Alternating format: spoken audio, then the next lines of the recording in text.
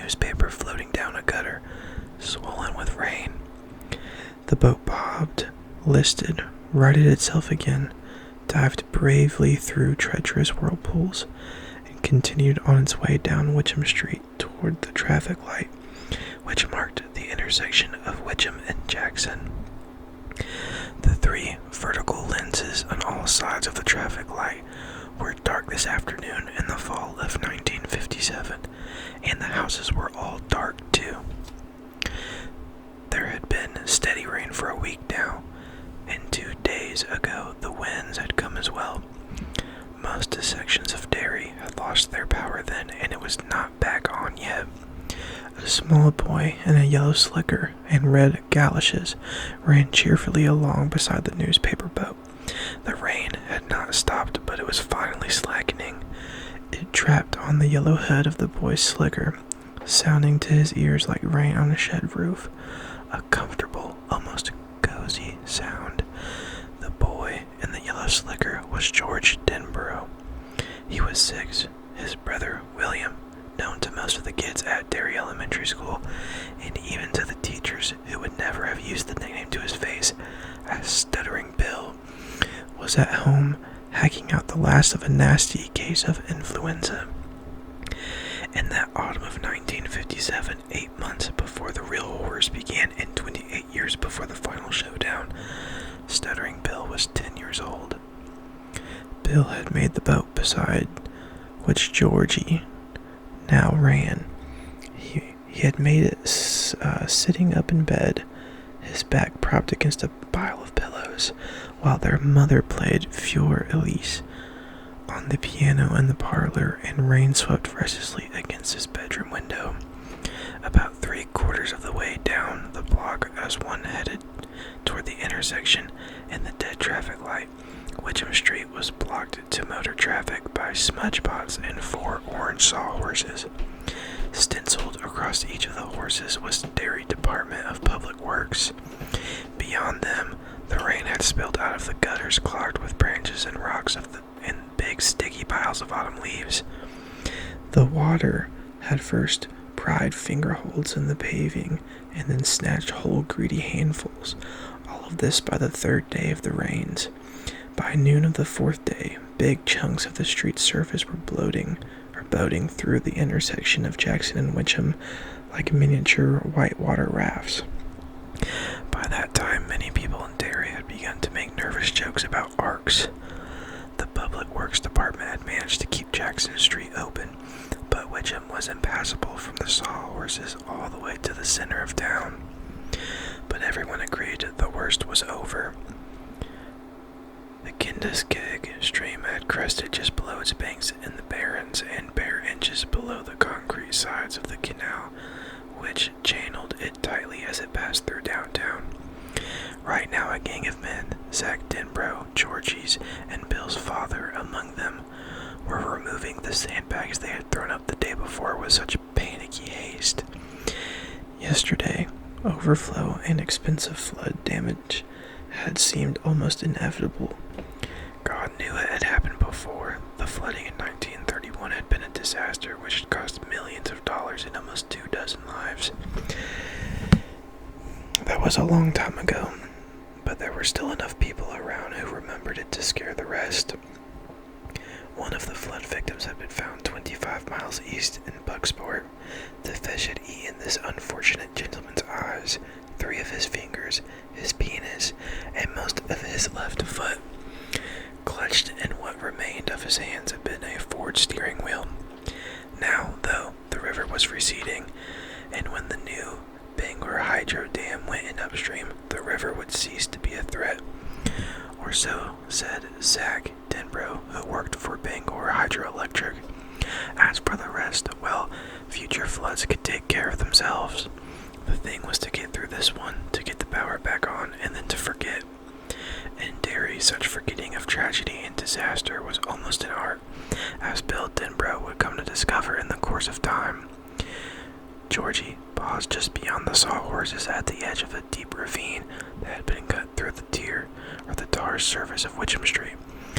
This ravine ran on an almost exact diagonal.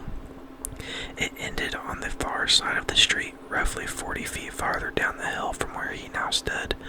On the right, he laughed aloud, the sound of solitary childish glee, a bright runner in that gray afternoon. As a vagary of the following water took his paper boat into a scale model rapids which had been formed by the break in the tar. The urgent water had cut a channel which ran along the diagonal, and so his boat traveled from one side of Witcham Street to the other, the current carrying it so fast that Georgie had to sprint to keep up with it. Water sprayed out from beneath his galoshes and muddy sheets. Their buckles made a jolly jingling as Georgie Denbrough ran toward his strange death. And the feeling which filled him in that moment was a clear and simple love for his brother Bill. Love and a touch of regret that Bill couldn't be here to see this and be a part of it. Of course, he knew. Of course, he would try to describe it to Bill when he got home, but he knew he wouldn't be able to make Bill see it the way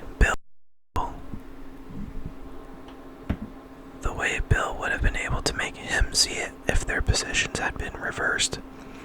Bill was good at reading and writing, but even at his age, Georgie was wise enough to know that wasn't the only reason why Bill got all A's on his report cards, or why his teachers liked his composition so well. Telling was only part of it. Bill was good at seeing. The boat nearly whistled along the diagonal channel, just a page torn from the classified section of the Derry News. But now Georgie imagined it as a PT boat in a war movie, like the ones he sometimes saw down at the Derry Theater with Bill at Saturday. Hold on, this word's broken up. Saturday Madness, a war picture with John Wayne fighting the Japs. The prow of the newspaper boat threw sprays of water to either side as it rushed along, and then it reached the gutter on the left side of Witcham Street. A fresh streamlet rushed over the break in the tar at this point, creating a very large whirlpool, and it seemed to him that the boat must be swamped and capsized. It leaned alarmingly, and then Georgie cheered as it righted itself, turned, and went racing on down toward the intersection. Georgie sprinted to catch up. Over his head, a grim gust of October wind rattled the trees, now almost completely unburdened of their fright of colored leaves by the storm, which had been this year a reaper of the most ruthless sort. That's the end of part 1. Okay, let's go ahead and read part 2.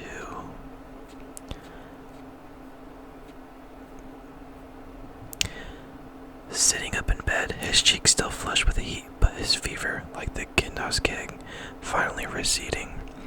Bill had finished the boat, but when Georgie reached for it, Bill held it out of reach. Now give me the paraffin. What's that? Where is it? It's on the cellar shelf. As you go downstairs, Bill said, in a box that says golf. Bring that to me, and a knife, and a bowl, and a bag of matches. Georgie had gone obediently to get these things. He could hear his mother playing the piano, not Fior Elise now, but something else he didn't like so well, something that sounded dry and fussy. He could hear rain flickering steadily against the kitchen windows. These were comfortable sounds, but the thought of the cellar was not a bit comfortable. He did not like the cellar, and he did not like going down the cellar stairs because he always imagined there was something down there in the dark. That was silly, of course. His father said so, and his mother said so, and even more important, Bill said so, but still. He did not even like opening the door to flick on the light because he always had the idea this was so exquisitely stupid. He didn't dare tell anyone that while he was feeling for the light switch, some horrible clawed paw would settle lightly over his wrist and then jerk him down into the darkness that smelled of dirt and wet and dim-rotted vegetables. Stupid. There were no things with claws, all hairy and full of killing spite. Every now and then someone went crazy and killed a lot of people. Sometimes Chet Huntley told about such things on the evening news, and of course, there were commies, but there was no weirdo monster living down in their cellar. Still, this idea while he was groping for the switch with his right hand. His left arm curled around the door jamb in a death grip. That cellar smell seemed to intensify until it filled the world. Smells of dirt and wet and long-gone vegetables would merge into one unmistakable and electable smell. The smell of the monster, the apotheosis of all monsters. It was the smell of something for which he had no name. The smell of it, crouched and lurking and ready to spring. A creature which would eat anything but which was especially hungry for boy meat.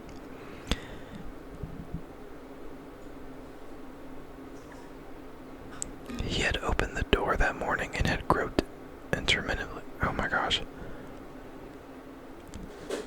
He had opened the door that morning and had groped interminably for the switch, holding the jam in his usual death grip, his eyes squinted shut, the tip of his tongue poked from the corner of his mouth like an agonized rootlet searching for water in a place of drought.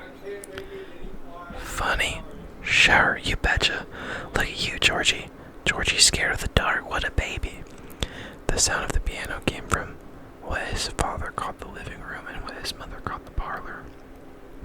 It sounded like music from another world, far away, the way talk and laughter on a summer-crowded beach must sound to an exhausted swimmer who struggles with the undertow. His fingers found the switch. Ah, they snapped it, and nothing, no light. Oh, cripes, the power. Georgie snatched his arm back as if from a basket filled with snakes. He stepped back from the open cellar door, his heart hurrying in his chest. The power was out, of course. He had forgotten the power was out. Jeez, Lee, crow. What now? Go back and tell Bill he couldn't get the box of paraffin because the power was out, and he was afraid that something might get him as he stood on the cellar stairs.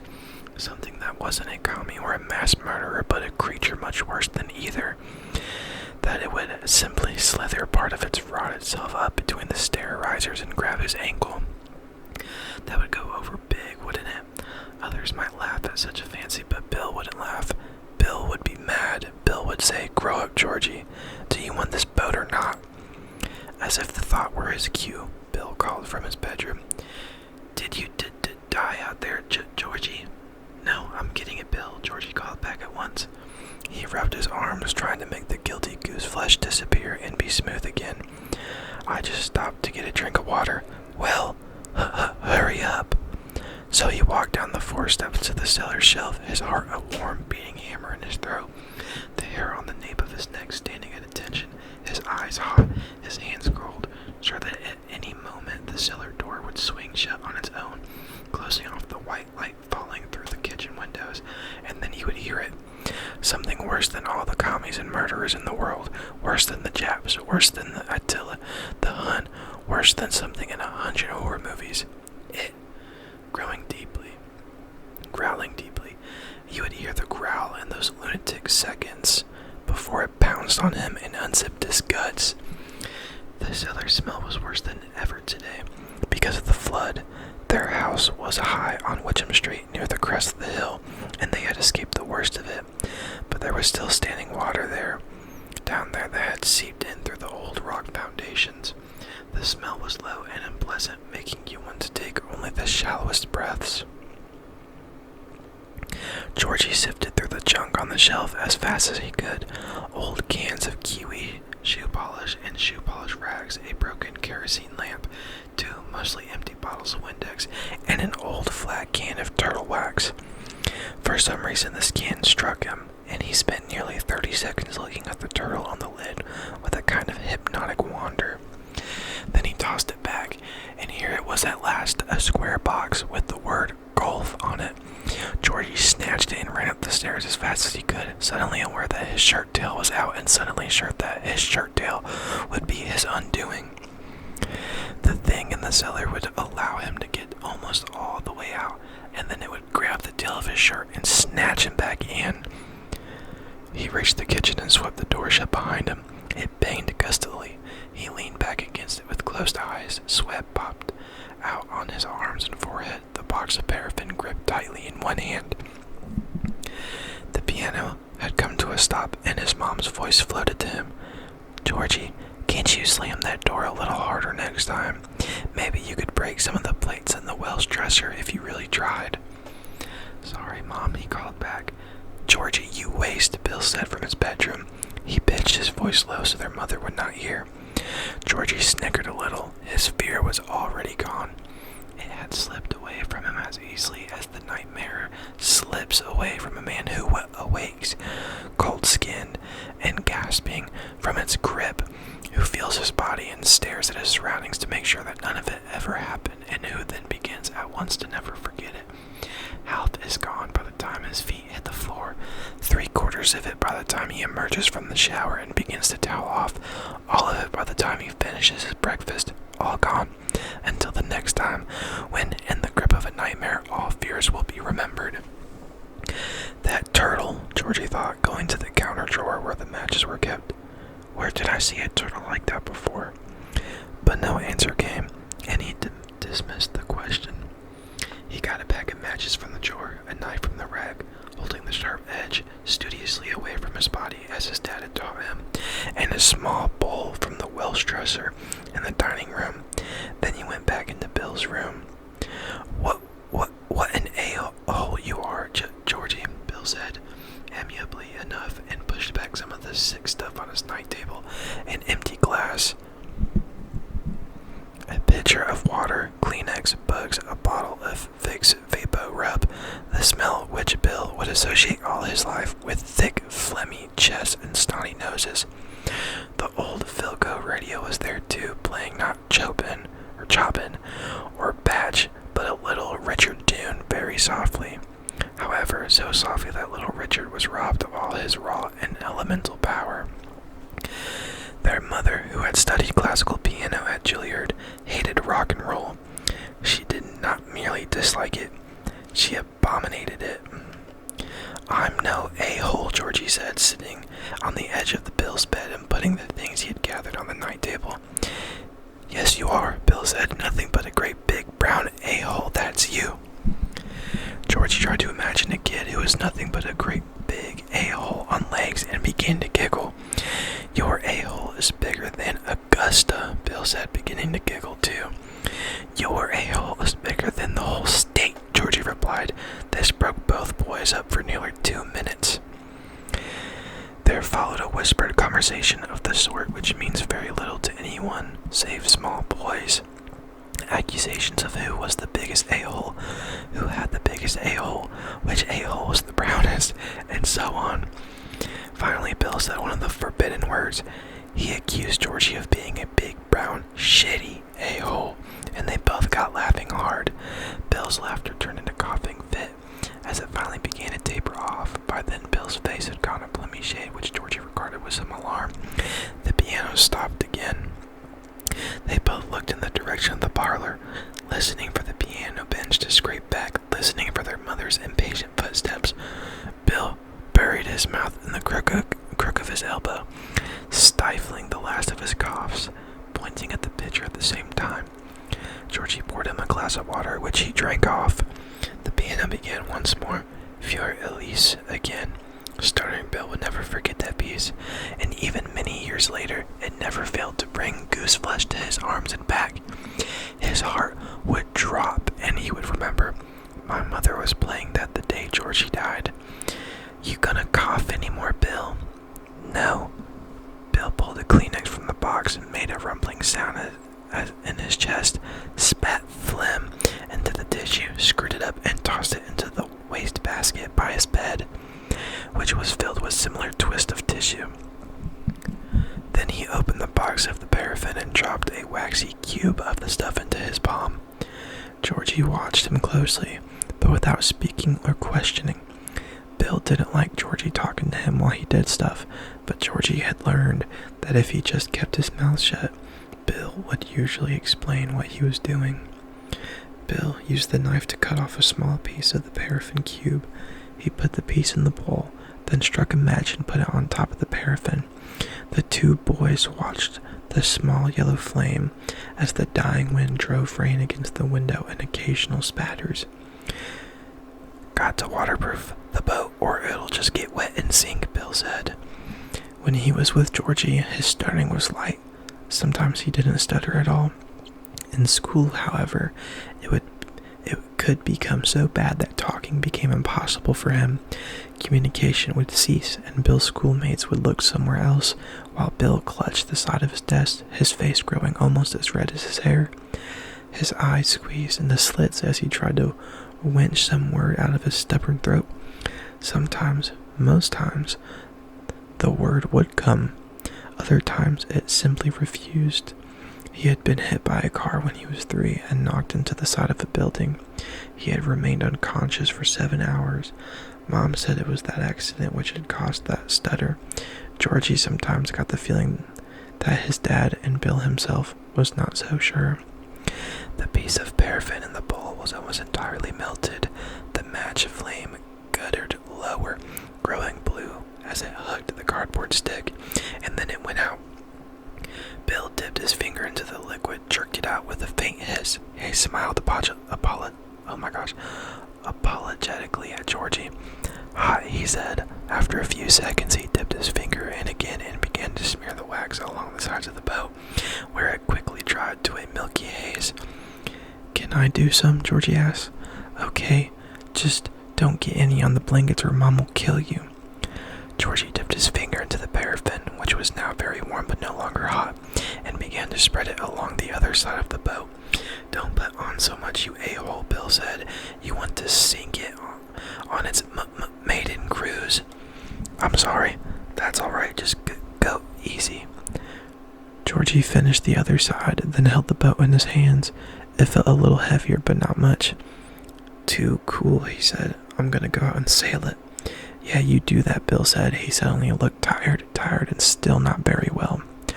"I wish you could come," Georgie said. He really did, but sometimes Bill got bossy after a while, but he always had the coolest ideas, and he hardly ever hit.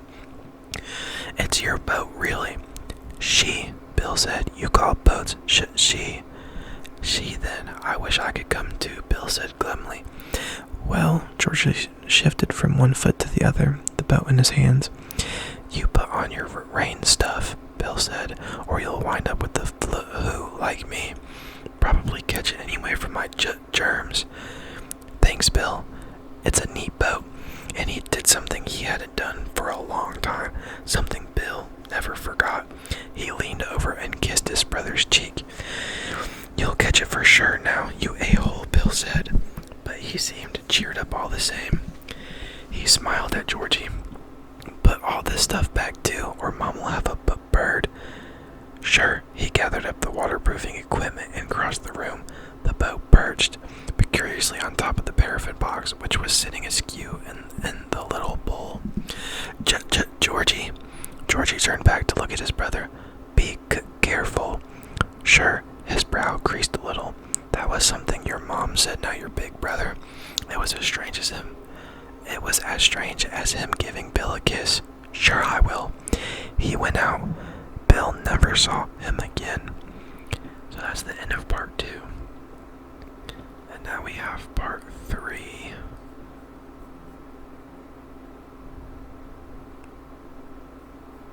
Let's go ahead and read part 3 here. Now here he was, chasing his boat down the left side of Witcham Street. He was running fast, but the water was running faster, and his boat was pulling ahead. He heard a deepening roar and saw that 50 yards further down the hill, the water in the gutter was cascading into a storm drain that was still open. It was a long, dark semicircle cut into the curbing, and as Georgie watched, a stripped branch, its bark as dark and glistening as sealskin, shot into the storm drain's maw. It hung up there for a moment, and then it slipped down inside. That was where his boat was headed.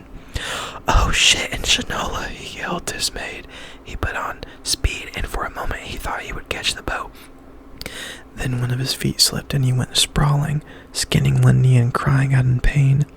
From his new pavement-level perspective, he watched his boat swing around twice, momentarily caught in another whirlpool, and then disappear. "Shit and Shanola!" he yelled again and slammed his fist down on the pavement. That hurt too, and he began to cry a little. What a stupid way to lose the boat. He got up and walked over to the storm drain. He dropped to his knees and peered in. The water made a dank, hollow sound as it fell into the darkness. It was a spooky sound it reminded him of.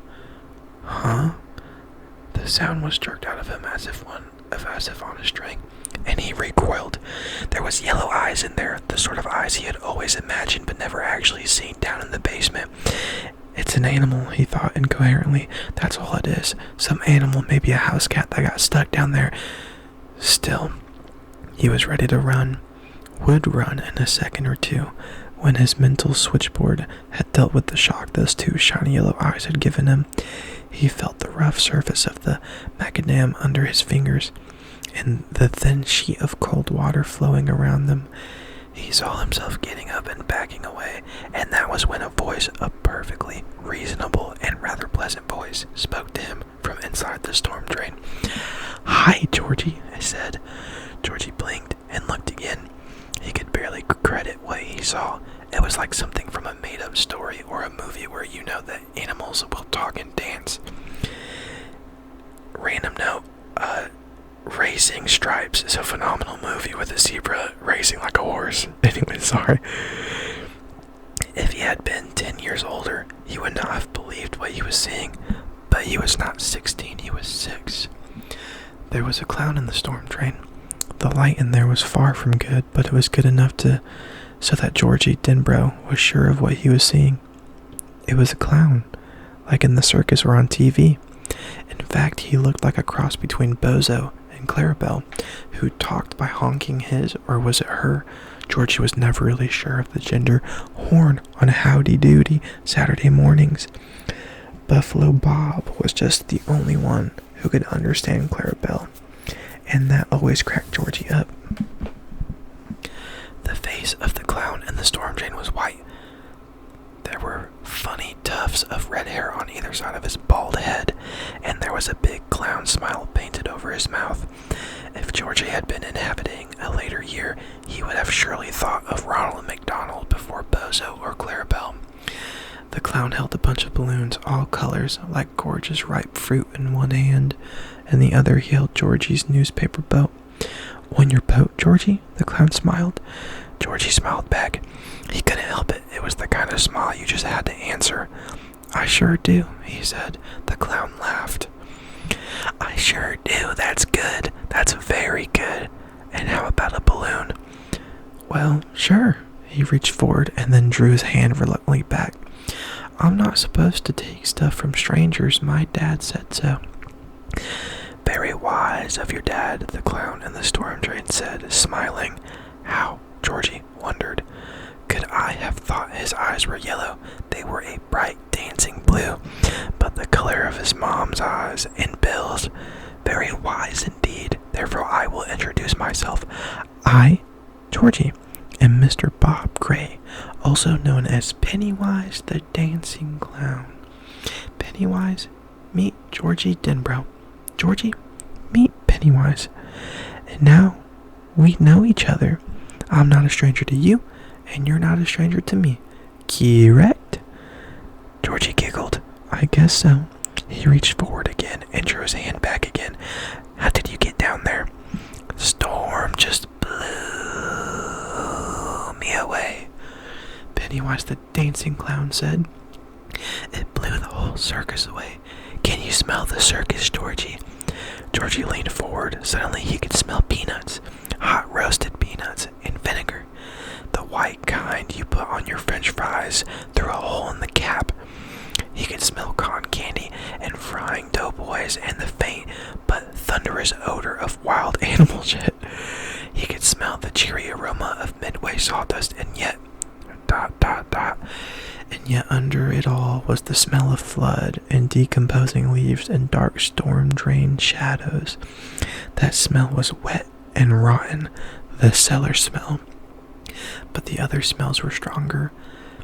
You bet I can smell it, he said. Want your boat, Georgie? Pennywise asked. I only repeat myself because you really do not seem that eager. He held it up, smiling. He was wearing a baggy silk suit with great big orange buttons. A bright tie, electric blue, flopped down his front. And On his hands were big white gloves, like the kind Mickey Mouse and Donald Duck always wore. Yes, sure, Georgie said, looking into the storm drain. In a balloon, I've got a red and green and yellow and blue ... Do they float? Float, the clown's grin widened. Oh, yes, indeed they do. They float. And there's cotton candy ... Georgie reached. The clown seized his arm, and Georgie saw the clown's face change. What he saw then was terrible enough to make his worst imaginings of the thing in the cellar look like sweet dreams. What he saw destroyed his sanity in one clawing stroke. They float, the thing in the drain groaned in a clotted, chuckling voice. It held Georgie's arm in its thick and wormy grip. It pulled Georgie toward that terrible darkness where the water rushed and roared and bellowed as it bore its cargo of storm debris toward the sea. Georgie craned his neck away from that final blackness and began to scream into the rain, to scream mindlessly into the white autumn sky which curved above Derry on that day in the fall of 1957. His screams were shrill and piercing, and all up and down Witcham Street people came to their windows and bolted out onto their porches. They float, it growled. They float, Georgie, and when you're down here with me, you'll float too. Georgie's shoulders socked against the cement of the curb, and Dave Gardner, who had stayed home from his job on the shoe boat that day because of the flood, saw only a small boy in a yellow rain slicker, a small boy who was screaming and writhing in the gutter with muddy water surfing over his face and making his screams sound bubbly. Everything down here floats, that juggling, rotten voice whispered, and suddenly there was a ripping noise and a flaring sheet of agony, and George Denbrough knew no more. Dave Gardner was the first to get there, and although he arrived only 45 seconds after the first scream, Georgie Denbrough was already dead. Gardner grabbed him by the back of the slicker, pulled him into the street, and began to scream himself as Georgie's body turned over in his hands. The left side of Georgie's slicker was now bright red. Blood flowed into the storm drain from the tattered hole where his left arm had been. A knob of bone, horribly bright, peeked through the torn cloth. The boy's eyes stared into the white sky, and as Dave staggered away toward the others already running pell-mell down the street, they began to fill up with rain. And that is the end of part 3.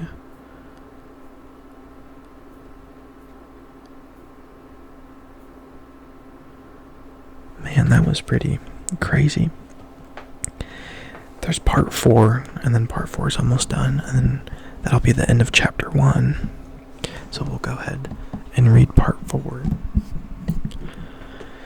Somewhere below in the storm drain that was already filled nearly to capacity with runoff, there could have been no one down there. The county sheriff would later exclaim to Derry News reporter with a frustrated fury so great it was almost agony. Hercules himself would have been swept away in that driving current.